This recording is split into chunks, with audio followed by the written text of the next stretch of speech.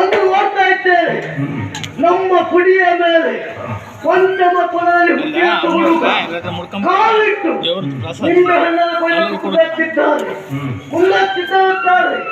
ಬಿಡಬಾರದು, ಹೋಗಿ ತಡೆದು ಪ್ರಶ್ನಿಸಬೇಕು. ನಾನು ಓರವರೆ ಹೋಗುದಲ್ಲ, ನನ್ನ ಸುಮಾರಿದ್ದಾರೆ, ಅವರನ್ನು ಕಳೆದ ವಿಷಯ ಹೇಳ್ತೇನೆ. ಸುಮಾರಿ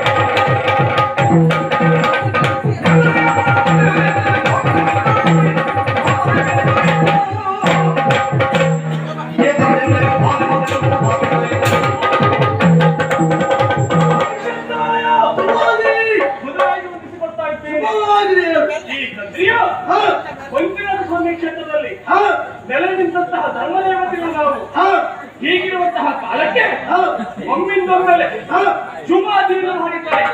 ಕರೆಸಿದ ಕಾರಣ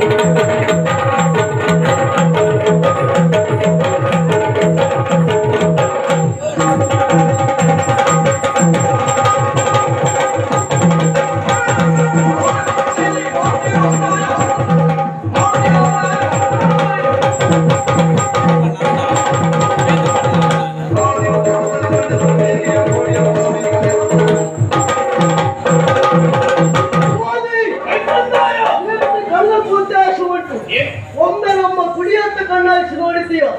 ಪಂಚಮ ಕುಲದಲ್ಲಿ ಹುಟ್ಟಿದಂತ ಹುಡುಗ ನಮ್ಮ ಕುಡಿಯ ಮೇಲೆ ಕಾಲಿಟ್ಟು ನಿಂಬೆ ಹಣ್ಣ ಕೊಯ್ಲಕ್ಕೆ ಮುಂದಾಗ್ತಿದ್ದಾರೆ. ಅವರ ಬಿಡಬಾರದು, ಪ್ರಶ್ನಿಸಬೇಕು. ನಿನ್ನ ಅಭಿಪ್ರಾಯ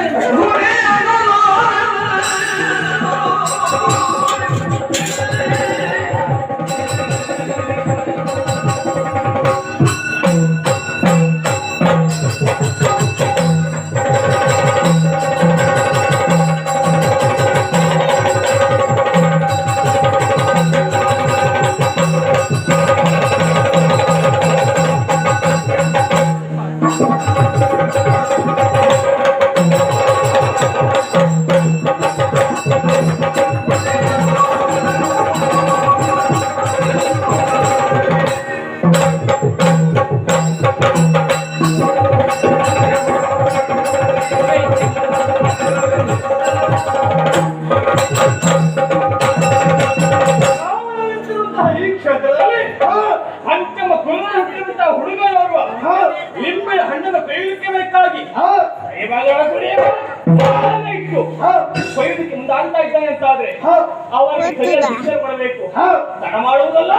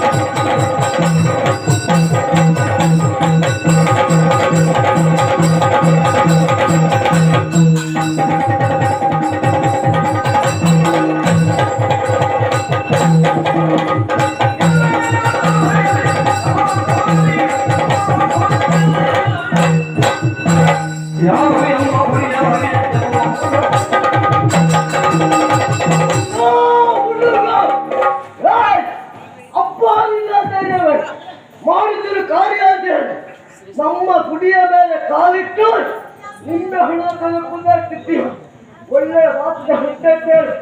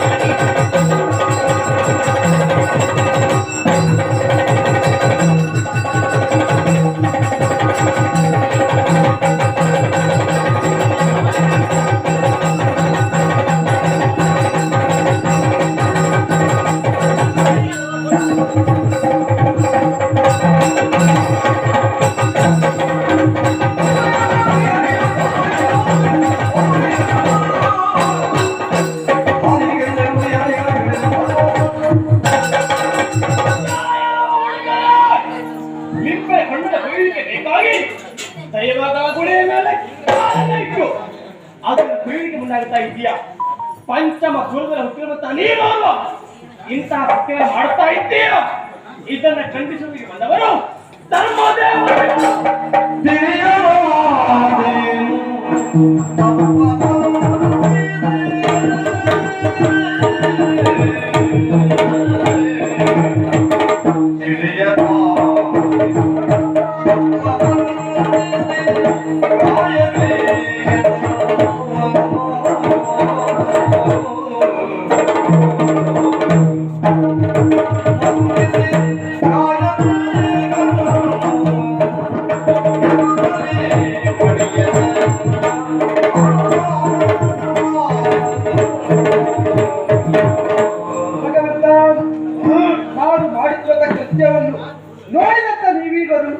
ಈ ರೀತಿಯಲ್ಲಿ ಸಿಟ್ಟನ್ನು ತೋರ್ಪಡಿಸ್ತಾ ಇದ್ದೀರಿ. ತಿಳಿಯದೆ ನಾನು ಈ ರೀತಿ ಕಾರ್ಯವನ್ನು ಎಸಗಿದ್ದೇನೆ. ಅಮ್ಮನಿಗೆ ಇಷ್ಟ ಎನ್ನುವ ಕಾರಣಕ್ಕಾಗಿ ಒಂದೇ ಒಂದು ಒಂದು ಉದ್ದೇಶದಿಂದ ಲಿಂಬೆಯ ಹುಳಿಯನ್ನು ಕೊಯ್ಯುವುದಕ್ಕೆ ಮುಂದಾದೆ. ಕೈಗೆ ಸಿಗಲಿಲ್ಲುವಂತ ಕಾಲಕ್ಕಾಗಿ ಬಂಡೆ ಎನಿಸಿಕೊಂಡು ಅದರ ಮೇಲೆ ಕಾಲಿಟ್ಟೆ. ಆಮೇಲೆ ಅದು ನಿಮ್ಮ ವಾಸಸ್ಥಾನ ಗರ್ಭಗುಡಿ ಎಂದಾಗಿ ತಿಳಿಯಿತು. ತಿಳಿಯದೆ ಮಾಡಿರುವಂತ ತಪ್ಪು ಸಣ್ಣ ಬಾಲಕನ ತಿಳಿದು ನನ್ನ ತಪ್ಪನ್ನು ಮನ್ನಿಸಬೇಕಯ್ಯ.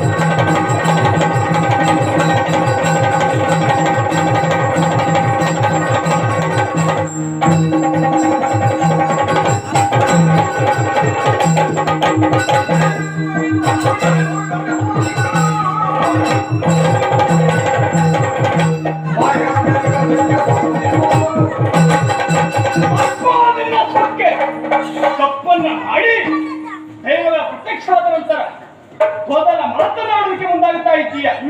ತಪ್ಪನ್ನ ಮಾಡಿದವ ನೀನು. ಈ ಹೊತ್ತಿಗೆ ನಿನ್ನನ್ನು ಹಾಗೆ ಬಿಟ್ಟಿದ್ದೆ ಹೌದಾದ್ರೆ ನಾಳೆ ಮತ್ತೊಬ್ಬರು ಅದನ್ನು ಮಾಡಲಿಕ್ಕೆ ಮುಂದಾಗ್ತಾರೆ. ಅವರು ಅದನ್ನ ಮಾಡಬಾರದು ಅಂತಾದ್ರೆ ಶಿಕ್ಷಾರ್ಹ ನೀನಿದ್ದೀಯ. ನಿನಗೆ ಶಿಕ್ಷೆಯನ್ನು ಕೊಡಬೇಕು. ಹೇಗೆ ಇನ್ನು ಮುಂದೆ ಪ್ರಪಂಚ ಮುಖಕ್ಕೆ ಯಾರ ಕಣ್ಣಿಗೂ